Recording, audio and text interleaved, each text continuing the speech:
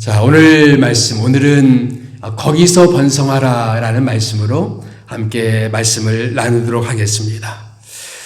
우리 이민 생활을 하면서 어떤 분들은 여기 생활에 만족하지 못하고 마음을 붙이지 못하고 늘 이렇게 마음이 떠 있는 분들을 가끔 만나게 됩니다. 그래서 그분들과 교제해 보면 마음이 이렇게 해피하지가 않아요.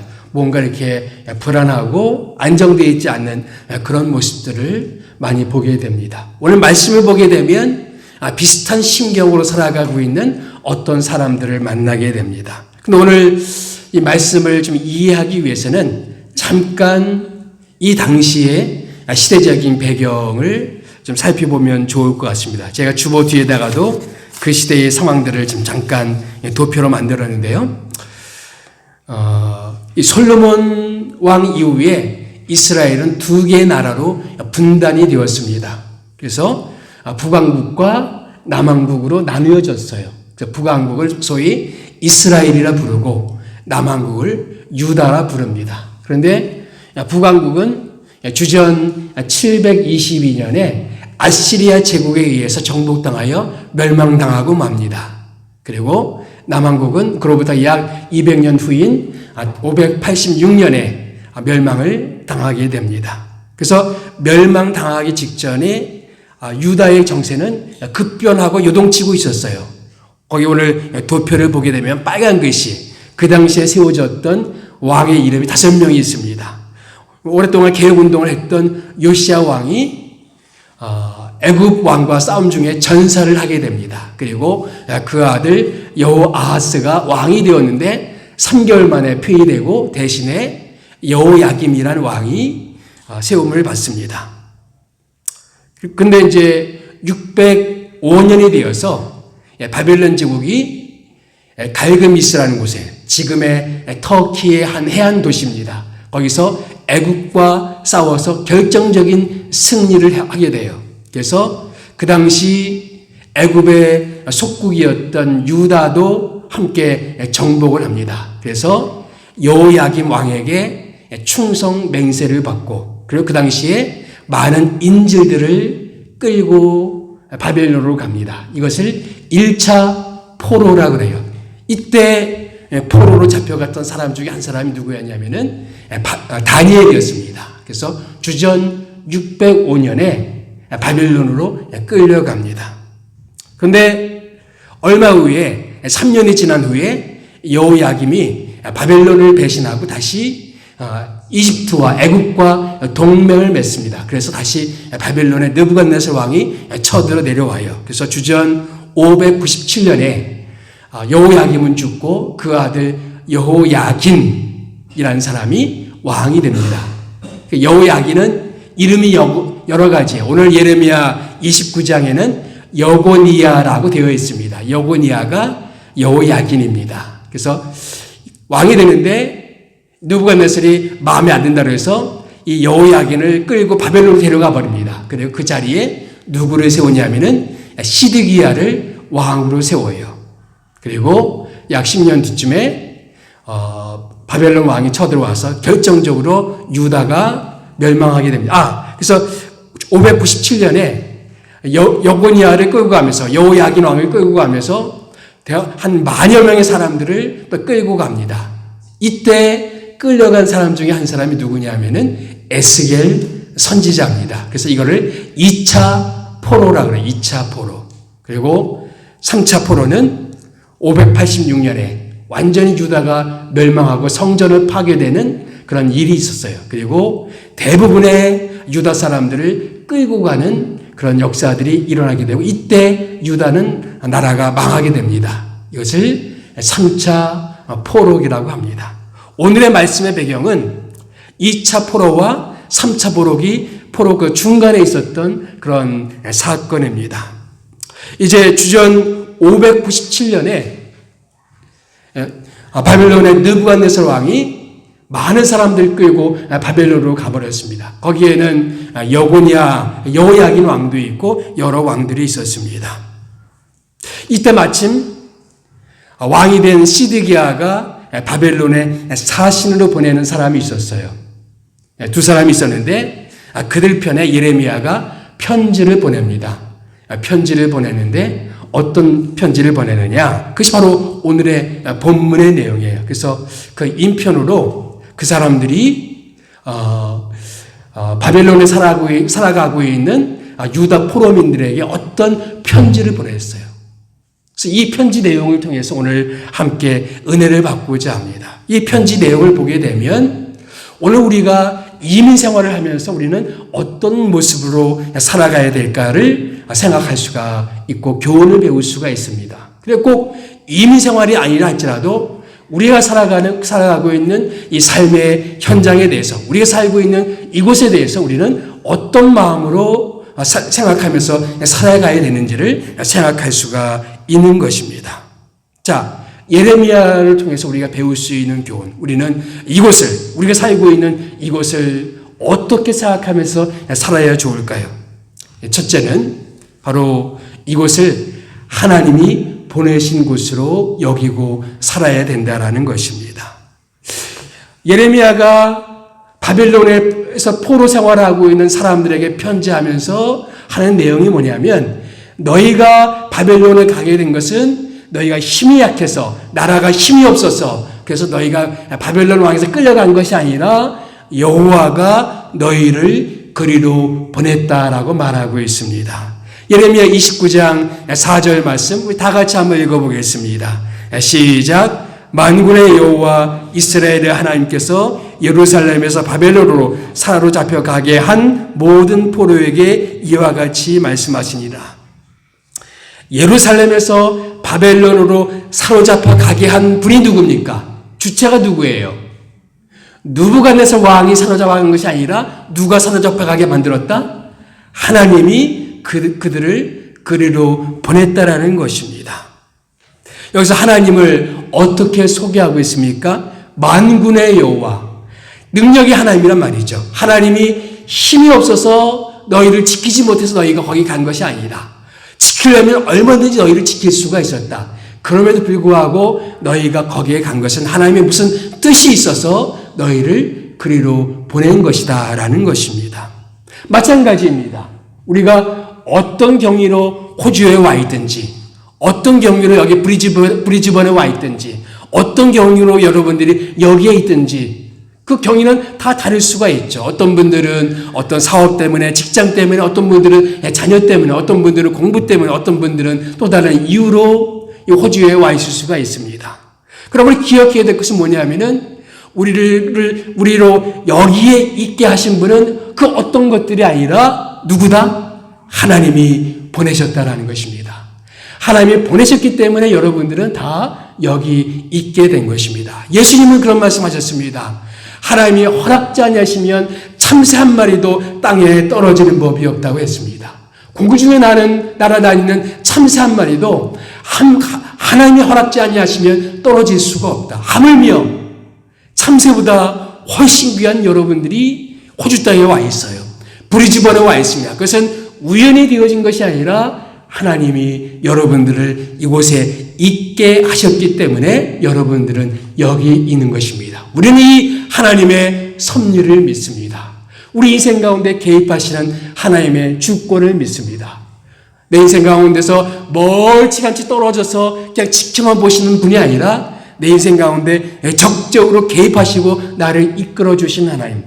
때때로는 하나님이 내 인생 가운데 개입하시는 것이 내 마음에 안 들 수는 있어요.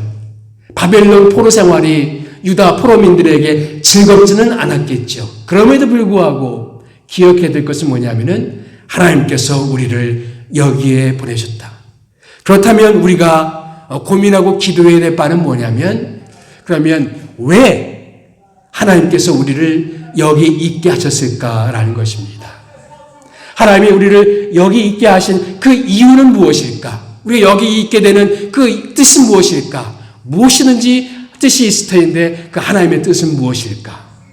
그 뜻을 발견하는 것입니다. 그 뜻을 위해서 기도하는 겁니다. 하나님, 우리가 여기 있게 하신 그 뜻이 무엇입니까? 왜 하나님은 우리를 여기 있게 하셨습니까? 왜 우리가 여기 있는 것입니까? 그것을 묻고 주님께 기도하면서 그것을 발견해 나가는 과정이 우리의 신앙의 여정이란 말이죠.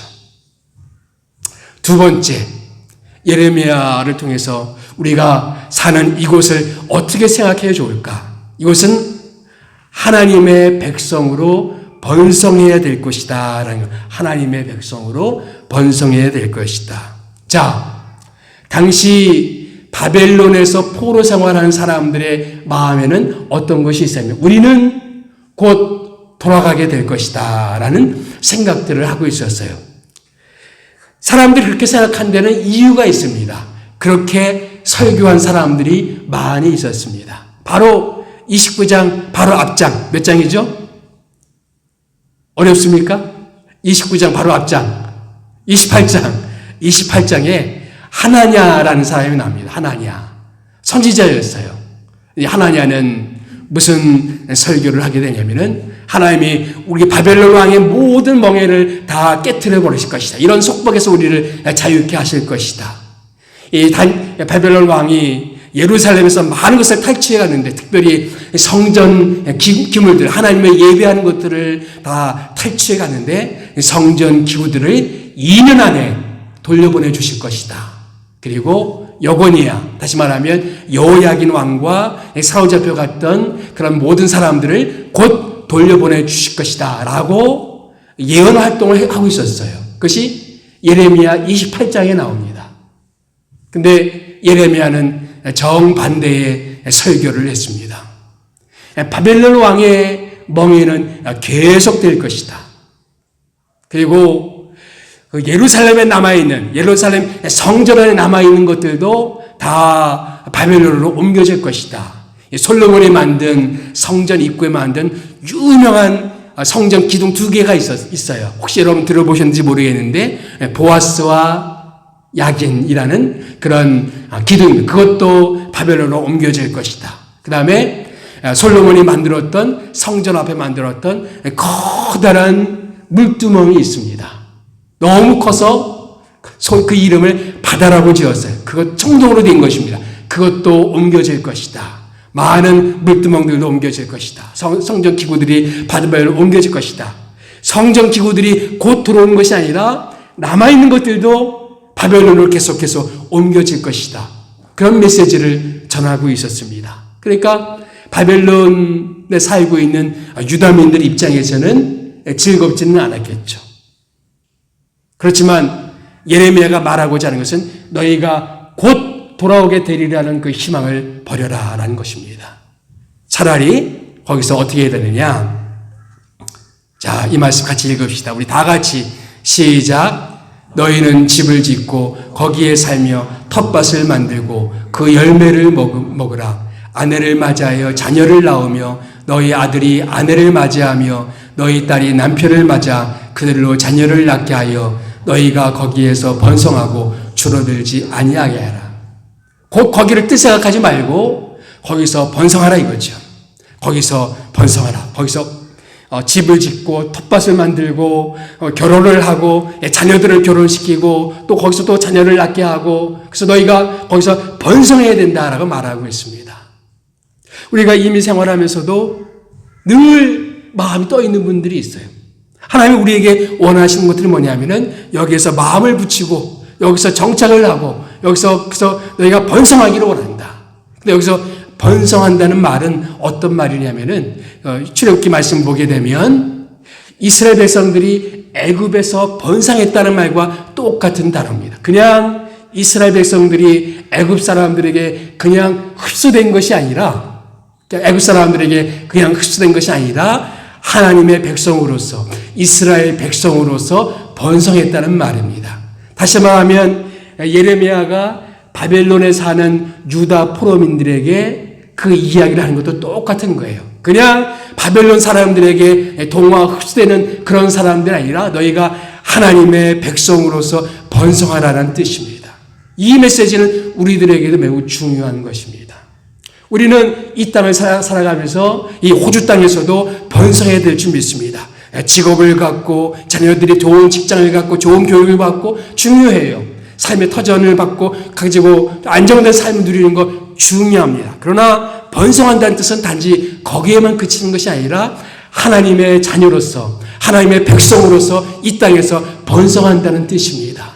그리스도인의 정체성을 지키면서 그리스도인답게 살아가면서 그리스도인으로서 떳떳하게 살아가는 모습들을 이 땅 사람들에게 보여주라는 뜻입니다. 우리가 이 땅에서 번성하기를 주님께서는 원하신다는 것입니다. 하나님이 여러분들을 얼마까지 여기에 있게 하실지 아무도 몰라요. 짧은 기간이 있을 수도 있고 장기간이 있을 수도 있어요. 그러나 중요한 우리의 미션은 뭐냐면 거기서 번성하라는 주의 말씀인 것입니다.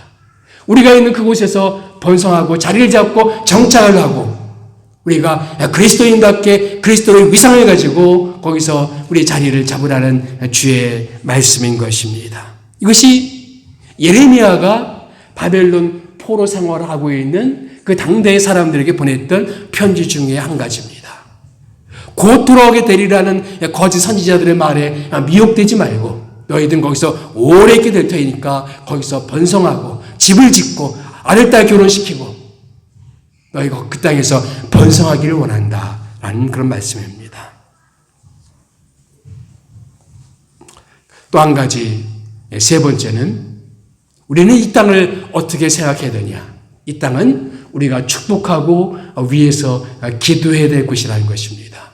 우리가 어디에 있든지 우리는 그 땅에서 정착하고 번성할 뿐만 아니라 우리는 그 땅을 위해서 기도해야 된다. 그 땅을 축복하고 그 땅이 번성하기를 위해서 기도해야 된다라는 말씀입니다. 예레미야 29장 7절 말씀 다 같이 한번 읽어보겠습니다. 시작. 너희는 내가 사로잡혀 가게 한 그 성읍의 평안을 구하고 그를 위하여 여호와께 기도하라. 이는 그 성읍이 평안함으로 너희도 평안할 것입니다. 지금 이스라엘 백성들이 머물고 있는 땅은 어디입니까? 사로잡혀 가게 된 바벨론 땅이죠. 그러니까 누구를 위해서 기도하라는 거예요? 이스라엘이 아니라 자기들의 원수 나라, 자기들을 사로잡아온 원수의 나라 바벨론 땅을 위해서 기도하라는 것입니다. 그 땅이 평안하도록, 그 땅이 평안하고 번성하기를 위하여 기도하라. 왜냐하면 그 땅이 평안해야 너희도 평안할 수가 있다라는 것입니다. 여기서 평안을 구하라는 말은 단지 평안을 위해서 기도하라는 말 그 이상인 것입니다. 그 평안을 위해서 너희가 노력하고 기부할 것이 있다면 기부하고 봉사할 것이 있다면 봉사하고 그 땅의 평안을 위해서 그 땅의 축복을 위해서 너희들이 적극적으로 참여하라는 뜻도 함께 포함되어 있습니다. 우리가 사는 이곳이 안전한 땅이 될 수 있도록 평안한 땅이 될 수 있도록 사회가 안정되고 경제적으로 안정되고 정치적으로 안정되도록 위해서 우리는 이 땅을 위해서 기도할 필요가 있습니다. 물론 포로로 잡혀간 사람들 중에 다니엘 같은 사람이 있었어요. 다니엘은 하루에 3번씩 창문을 열고 자기 고국 예루살렘을 바라보면서 자기 조국을 위해서 자기 고국을 위해서 계속 기도했습니다. 물론 우리는 우리의 고국을 위해서 기도할 필요가 있어요. 대한민국을 위해서 계속해서 기도할 필요가 있습니다. 그러나 우리 기도가 우리 고국에만 머물러 있어서는 안 된다. 이 땅을 위해서도 우리는 기도해야 된다.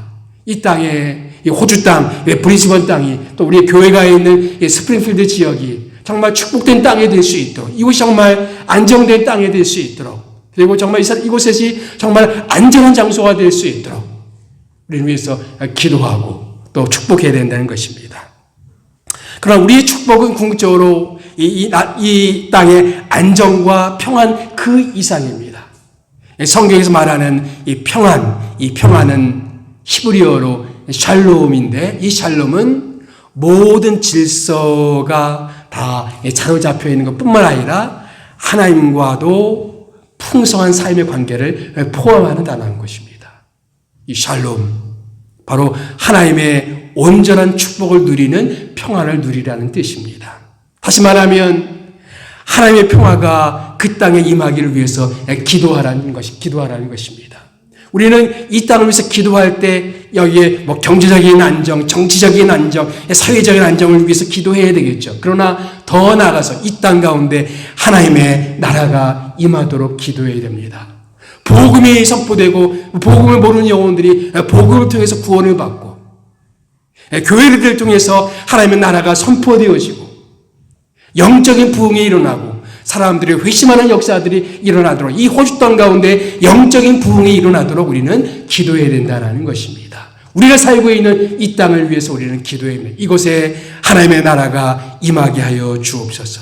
그래서 주께서 우리에게 가르쳐 주신 기도 중에 나라가 임하옵시며, 나라가 임하옵시며, 주의 나라가 이곳에 임하기를 원합니다. 주의 나라가 이 호주 땅에 임하기를 원합니다. 주의 나라가 우리 가정 가운데 임하기를 원합니다. 주의 나라가 내 심령 가운데 임하기를 원합니다. 주의 나라가 우리 가정 가운데 임하고, 우리 교회 가운데 임하고, 이 브리즈번 땅 가운데 임하고, 우리가 살고 있는 이 호주 땅 가운데 주의 나라가 임하기를 원합니다. 이 나라를 위해서 기도해야 된다. 이 도시를 위해서 기도해야 된다. 여러분이 살고 있는 그 도시를 위해서, 그 동네를 위해서, 그 나라를 위해서, 그 나라의 평안을 구하고 그리고 기도해야 된다라는 말씀인 것입니다. 마지막으로 네 번째, 우리는 이 땅에서 어떻게 살아야 되느냐? 순례자로 살아가야 된다라는 것입니다. 물론 우리는 지금 말씀드린 바와 같이 이 땅은 하나님이 보내주신 장소요, 이 땅에서 우리는 번성해야 되고, 그리고 이 땅에 어떤 평안을 위해서 기도해야 됩니다. 그러나 그것이 전부는 아니에요. 또 한 가지가 있어요. 바로 이 땅은 우리가 영원히 살 곳은 아닙니다.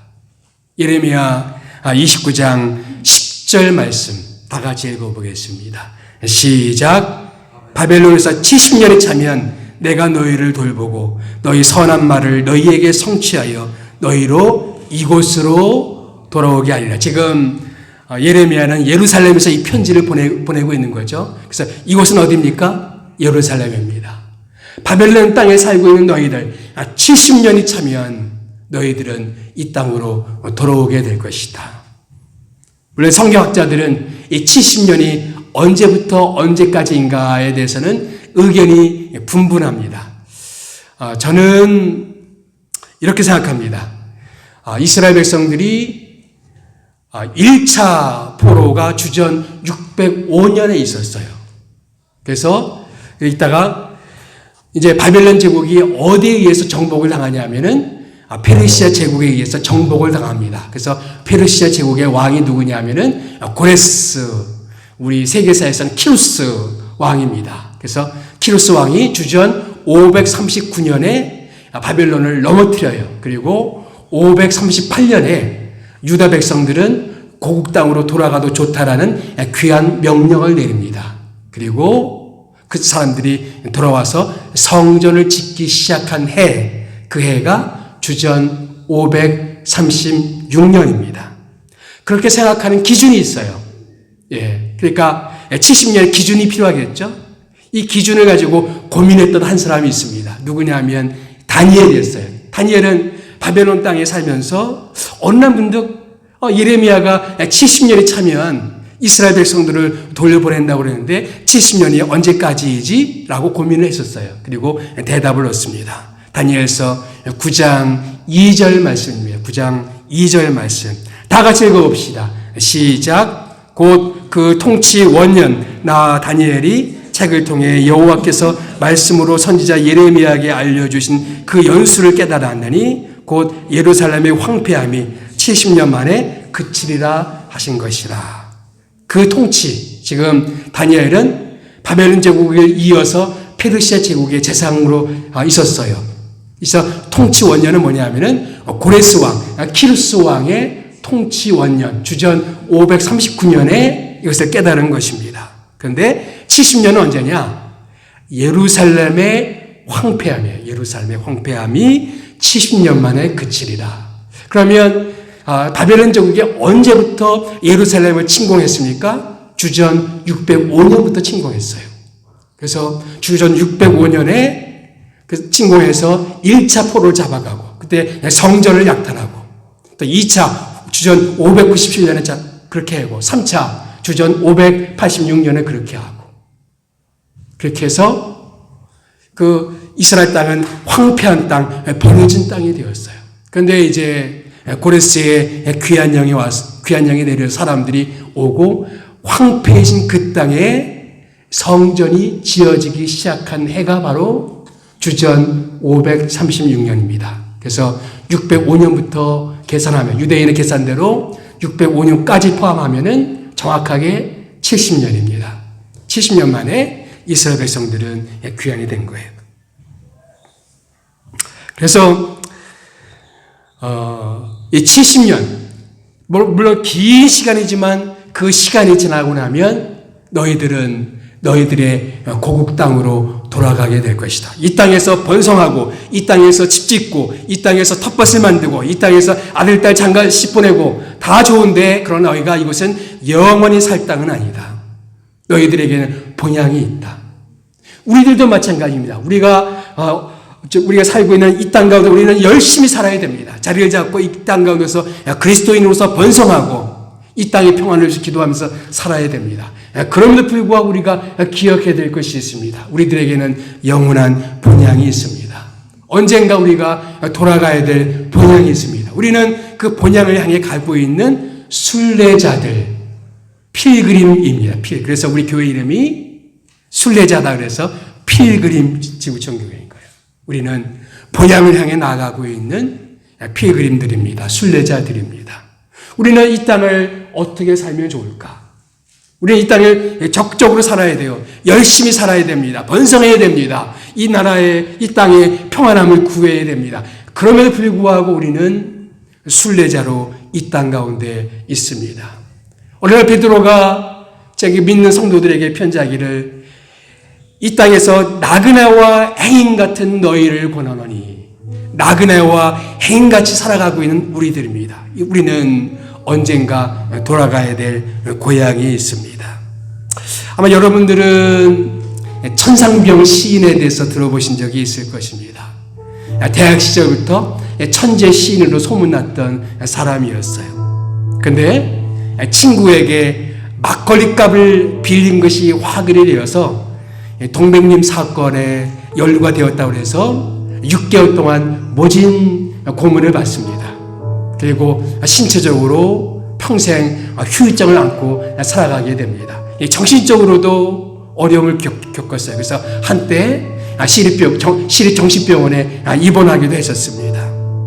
나중에 동생 친구인 문순옥 씨를 만나서, 찻집을 운영하는 문순옥 씨를 만나서 결혼을 하고 그 이후부터는 안정된 삶을 살긴 하지만 평생 그 마음 가운데는 늘 상처의 후유증을 안고 살아가고 있었습니다. 이 사람은 원래 천주교 신자예요. 그런데 말년에 개신교회를 다녔습니다. 그래서 그의 대표적인 시 하나가 바로 귀천이라는 그런 시입니다. 나 하늘로 돌아가리라. 새벽빛 와닿으면 쓰러지는 이슬 더불어 손을 잡고, 나 하늘로 돌아가리라. 노을빛 함께 단둘이서 기슭에서 놀다가 구름 손짓하면은, 나 하늘로 돌아가리라. 아름다운 이 세상 소풍 끝내는 날 가서 아름다웠더라고 말하리라. 그의 삶은 결코 쉽지 않았습니다. 모진 삶이었습니다. 고된 인생이었습니다. 그럼에도 불구하고 누군가가 자기 손을 붙잡아 주었기 때문에 자기 인생은 소풍 같았다고, 아름다운 소풍이었다고 그렇게 고백합니다. 그렇게 고백할 수 있었던 이유는 뭐냐면은 그에게는 돌아갈 하늘에 대한 그 소망, 믿음이 있었기 때문입니다. 나 하늘로 돌아가리라. 나 하늘로 돌아가리라. 이 땅만 바라보고 사는 사람들은 현실 앞에 그냥 절망할 수밖에 없습니다. 그럼 우리는 돌아갈 곳이 있습니다. 돌아갈 귀천, 우리 돌아갈 하늘이 있어요. 우리는 그 하늘을 바라보면서, 영원한 본향을 바라보면서 살아가는 순례자들입니다. 이 땅에서 우리는 고난이 있고 힘든 일이 있고 모진 일들이 있고 우리가 견디기 어려운 그런 일들도 있습니다. 이민 생활 가운데서도 우리가 정말 감내하기 어려운 일들을 겪을 수도 있어요. 그러나 우리는 믿습니다. 여기가 전부가 아니다. 우리에게는 돌아갈 본향이 있다. 그래서 하나님께서 언젠가 내 눈에서 모든 눈물을 다 씻겨주시고 나를 위로해 주실 그 땅이 있다. 우리는 그 땅을 바라보면서 살아가는 순례자들입니다. 그리고 언젠가 때가 되면 그 주님께서 우리를 맞이해 주실 것을 믿습니다. 우리가 힘겨운 인생, 어려운 인생, 고된 인생을 다 마치고 끝나는 어느 날 주님께서 일어나서 우리를 맞이해서 우리를 저 영원한 천국으로 안내해 주실 것을 믿습니다. 그것을 바라보면서 우리 다 함께 조용히 기도했으면 좋겠습니다. 기도하겠습니다.